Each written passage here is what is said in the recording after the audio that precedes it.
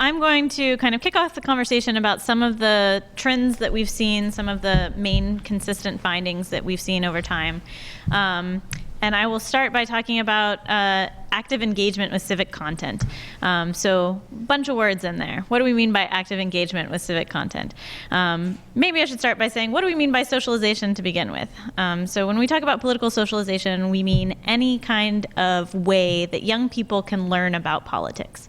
So that may mean learn about participating in politics, that may mean learning about how the system works, that may mean learning about individual candidates or parties. Any of those kinds of things all count as political socialization. And when we talk about active engagement with civic content, this is an opportunity for young people to really get their hands dirty with information that's related to politics, related to the ways civic structure works.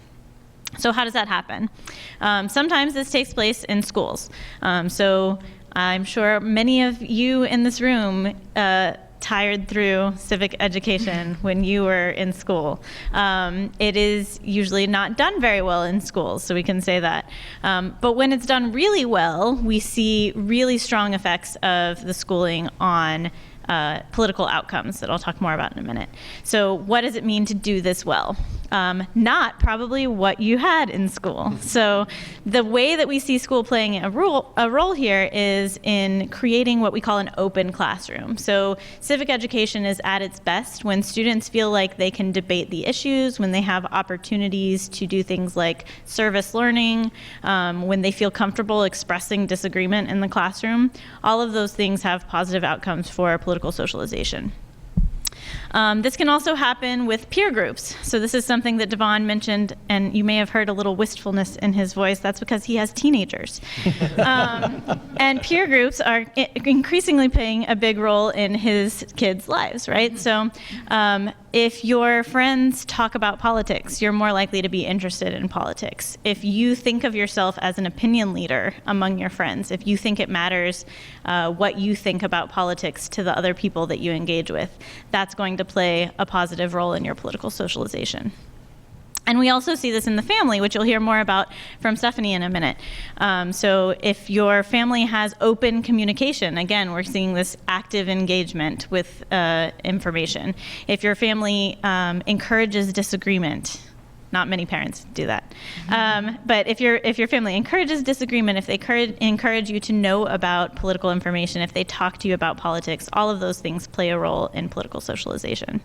And I think you may have already picked up on the idea that one of the things we're trying to emphasize, and that RJI has really helped us to emphasize, is that digital technology is playing a huge role in all of these areas, right? So civic education has lots of digital components now. Peer groups keep in touch through mobile devices almost constantly throughout the day. And even families are using digital technology to talk to each other, to keep in touch, all of those sorts of things. So what does this buy us, all of this active engagement? All sorts of things. So students and young people that experience active engagement with civic content are more likely to be interested in politics. They're more likely to know a lot about politics, and that includes both kind of the civic structures, so how the government works, how political parties work, what they think about things, but also some of these more alternative ways of how do you start a petition online? How do you find a protest that is happening on an issue that you care about? We also see outcomes of political tolerance. So you're more accepting of the other side if you're engaging in these kinds of socialization processes. And that's a really important thing as polarization keeps increasing. And finally, of course, we see outcomes of participation, both the classic participation you would think about, so voting when you become of age, but also all of the kind of alternative types of participation that Devon was talking about, both on and offline.